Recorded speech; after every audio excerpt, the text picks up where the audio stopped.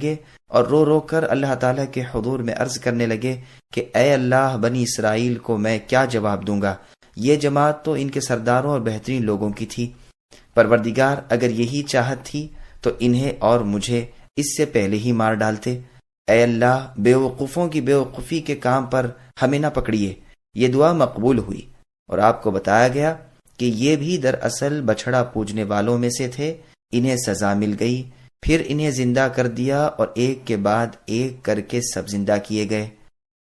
ایک دوسرے کے زندہ ہونے کو ایک دوسرا دیکھتا رہا۔ اللہ تعالیٰ کو دیکھنے کا احمقانہ سوال اور اس کا انجام۔ محمد ابن اسحاق رحمہ اللہ فرماتے ہیں کہ جب موسیٰ علیہ السلام اپنی قوم کے پاس آئے اور انہیں بچھڑا پوجتے ہوئے دیکھا اور اپنے بھائی ہارون علیہ السلام کو اور سامری کو تنبیہ کی، بچھڑے کو جلا دیا اور اس کی راکھ دریا میں بہا دی۔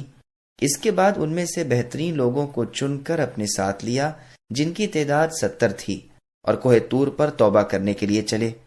ان سے کہا کہ تم توبہ کرو اور روزہ رکھو، پاک صاف ہو جاؤ، کپڑوں کو پاک کر لو۔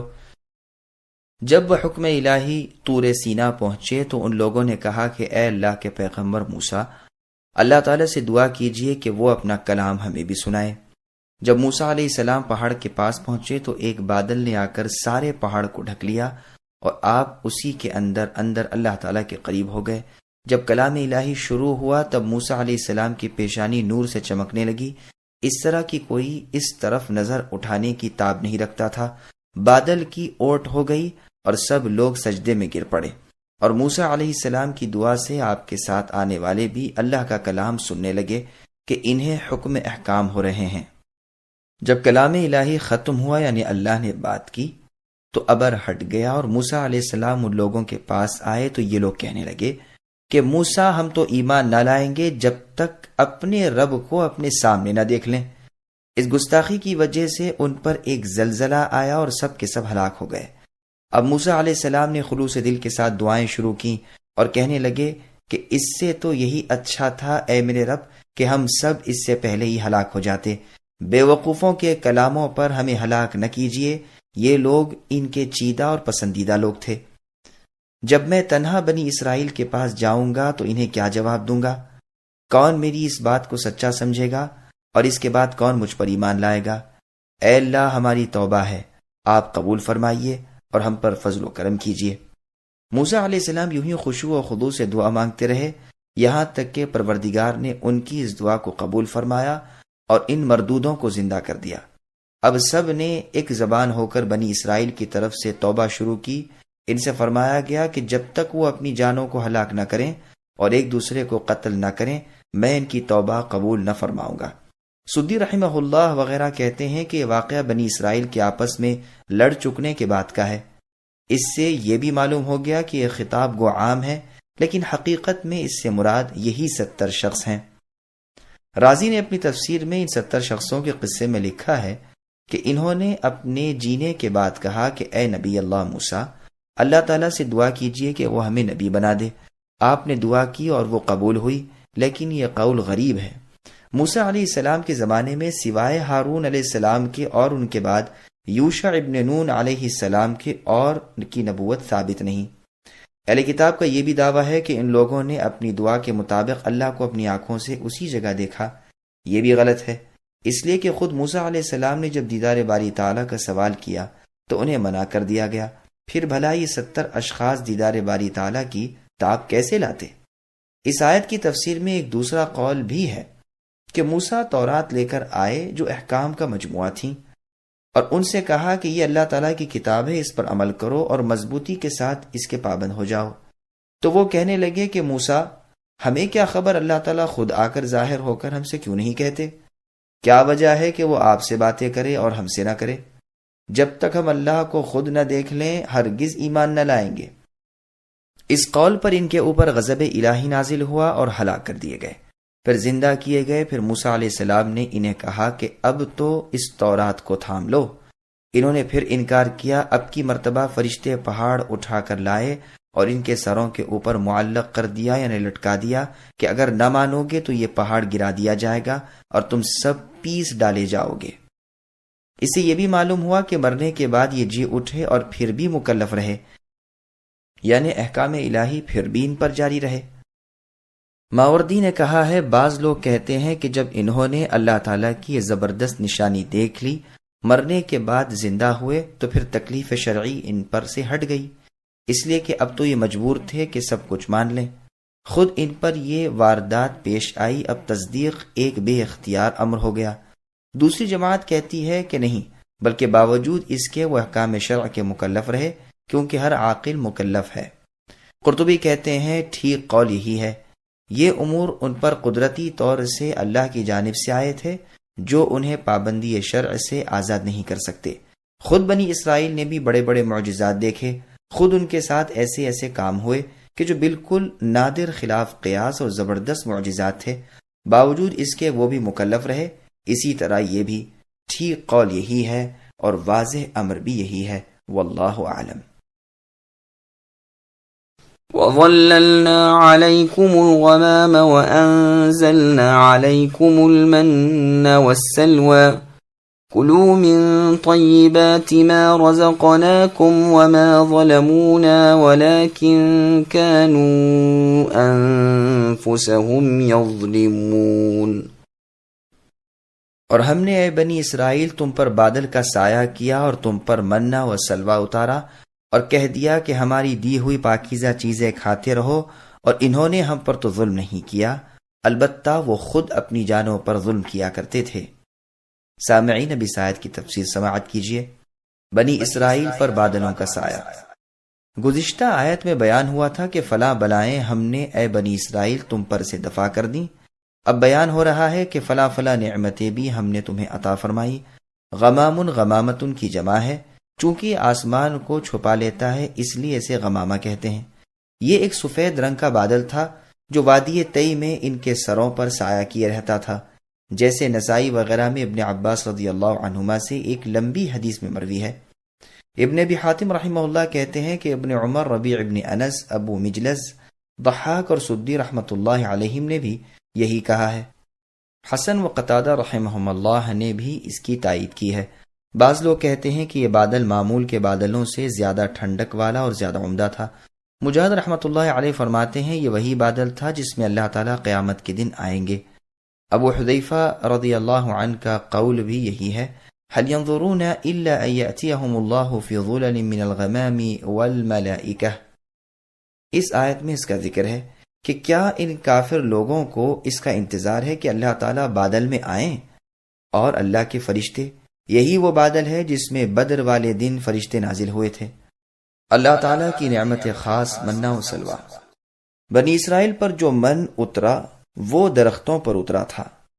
یہ صبح جاتے تھے اور جمع کر کے کھا لیا کرتے تھے۔ وہ گوند کی قسم کا تھا، کوئی کہتا ہے شبنم کی طرح کا تھا۔ قتادہ رحمہ اللہ فرماتے ہیں اولوں کی طرح من ان کے گھروں میں اترتا تھا جو دودھ سے زیادہ سفید اور شہد سے زیادہ میٹھا تھا۔ صبح صادق سے لے کر سورج نکلنے تک اترتا رہتا تھا۔ ہر شخص اپنے گھر بار کے لیے اتنی مقدار میں لے لیتا تھا جتنا اس دن کافی ہو جائے، اگر کوئی زیادہ لے تو خراب ہو جاتا تھا۔ جمعے کے دن وہ 2 دن کا لیتے تھے، جمعہ اور ہفتے کا، اس لیے کہ ہفتہ ان کا بڑا دن تھا۔ ربیع ابن انس رحمۃ اللہ علیہ کہتے ہیں من شہد جیسی چیز تھی جس میں پانی ملا کر پیتے تھے۔ شعبی رحمہ اللہ فرماتے ہیں تمہارا یہ شہد اس من کا 70واں حصہ ہے۔ شعروں میں بھی من شہد کے معنی میں آیا ہے۔ یہ سب اقوال قریب قریب ہیں۔ غرض یہ کہ ایک چیز تھی، انہیں بلا تکلیف و تکلف ملتی تھی۔ اگر صرف اسے کھایا جائے تو وہ کھانے کی چیز تھی، اور اگر پانی میں ملا لی جائے تو پینے کی چیز تھی، اور اگر دوسری چیزوں کے ساتھ مرکب کر دیا جائے تو اور چیز ہو جاتی تھی۔ لیکن یہاں من سے مراد یہی من مشہور نہیں۔ صحیح بخاری کی حدیث میں ہے رسول اللہ صلی اللہ علیہ وسلم فرماتے ہیں کھمبی من میں سے ہے اور اس کا پانی آنکھ کے لیے شفا ہے۔ ترمذی اس حدیث کو حسن صحیح کہتے ہیں۔ ترمذی میں ہے کہ عجوہ جو مدینے کی کھجوروں کی ایک قسم ہے وہ جنتی چیز ہے، یعنی جنت سے آئی ہوئی، اور اس میں زہر کا تریاق ہے یعنی شفا ہے، اور کھمبی من میں سے ہے اور اس کا پانی آنکھ کے درد کی دوا ہے۔ یہ حدیث بھی حسن ہے۔ دوسرے بہت سے طریقوں سے بھی مروی ہے۔ ابن مردویہ کی حدیث میں ہے کہ صحابہ رضی اللہ عنہم نے اس درخت کے بارے میں اختلاف کیا جو زمین کے اوپر ہوتا ہے، جس کی جڑیں مضبوط نہیں ہوتی۔ بعض کہنے لگے کھمبی کا درخت ہے۔ رسول اللہ نے فرمایا کھمبی تو من میں سے ہے اور اس کا پانی آگ کے لیے شفا ہے۔ سلوا ایک قسم کا پرندہ ہے، چڑیا سے کچھ بڑا ہوتا ہے، سرخی مائل رنگ کا۔ جنوبی ہوائیں چلتی تھیں اور ان پرندوں کو وہاں لا کر جمع کر دیتی تھیں۔ بنی اسرائیل اپنی ضرورت کے مطابق انہیں پکڑ لیتے تھے اور ذبح کر کے کھاتے تھے، اور اگر دوسرے دن کے لیے رکھتے تو خراب ہو جاتا، اور جمعے کے دن 2 دن کے لیے جمع کر لیتے تھے، کیونکہ ہفتے کا دن ان کے لیے عید کا دن ہے۔ اس دن عبادات میں مشغول رہنے کا اور شکار وغیرہ سے بچنے کا حکم تھا۔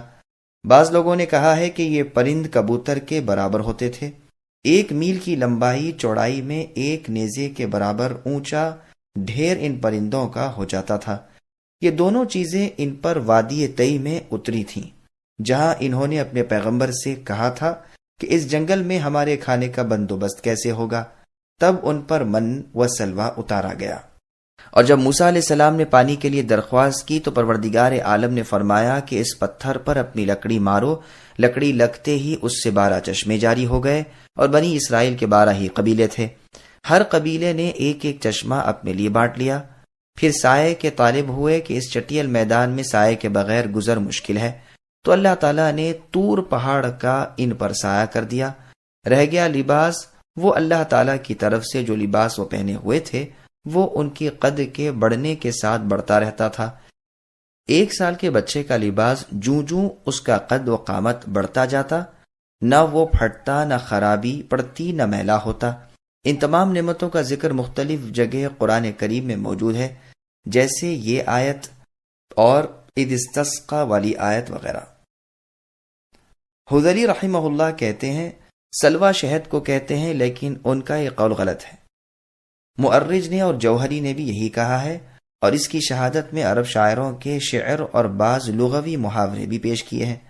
بعض نے کہا ہے کہ ایک دوا کا نام ہے۔ نسائی یا کسائی رحمہ اللہ کہتے ہیں سلوہ واحد کا لفظ ہے اور اس کی جمع سلاوہ آتی ہے، اور بعض کہتے ہیں کہ جمع میں اور مفرد میں یہی صیغہ رہتا ہے، یعنی لفظ سلوہ۔ الغرض اللہ تعالیٰ کی 2 نعمتیں تھیں جن کا کھانا ان کے لیے مباح کیا گیا، لیکن ان لوگوں نے اللہ تعالیٰ کی ان نعمتوں کی ناشکری کی، اور یہی ان کا اپنی جانوں پر ظلم کرنا تھا، باوجود یہ کہ اس سے پہلے بھی بہت ساری اللہ کی نعمتیں ان پر نازل ہو چکی تھیں۔ صحابہ کرام کا ایمان اور بنی اسرائیل ایک موازنہ۔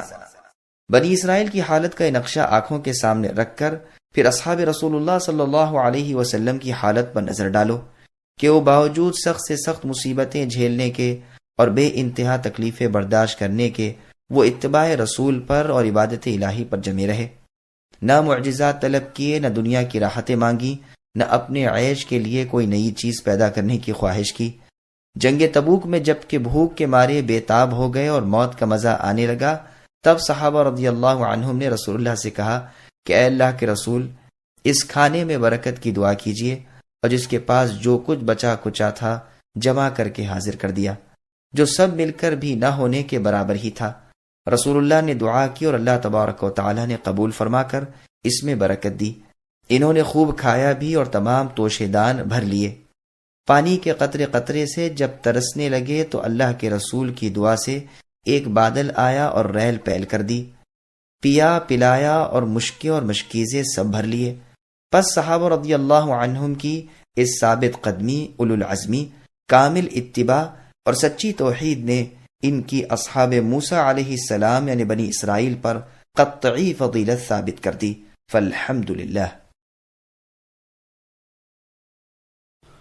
وَإِذْ قُلْنَا ادْخُلُوا هَٰذِهِ الْقَرْيَةَ فَكُلُوا مِنْهَا حَيْثُ شِئْتُمْ رَغَدًا وَادْخُلُوا الْبَابَ سُجَّدًا وَقُولُوا حِطَّةٌ نَغْفِرُ لَكُمْ خَطَايَاكُمْ وَسَنَزِيدُ الْمُحْسِنِينَ فَبَدَّلَ الَّذِينَ ظَلَمُوا قَوْلًا غَيْرَ الَّذِي قِيلَ لَهُمْ فَأَنزَلْنَا عَلَى الَّذِينَ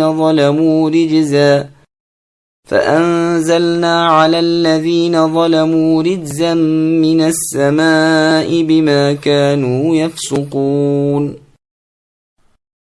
اور جب ہم نے اے بنی اسرائیل تم سے کہا کہ اس بستی میں جاؤ اور جو کچھ جہاں کہیں سے چاہو با فراغت کھاؤ پیو اور دروازے میں سے سجدہ کرتے ہوئے گزرو اور زبان سے حطتن کہو، ہم تمہاری خطائیں معاف فرما دیں گے اور بھلے لوگوں کو اور زیادہ دیں گے۔ پھر ان ظالموں نے اس بات کو جو ان سے کہی گئی تھی بدل ڈالا، ہم نے بھی ان ظالموں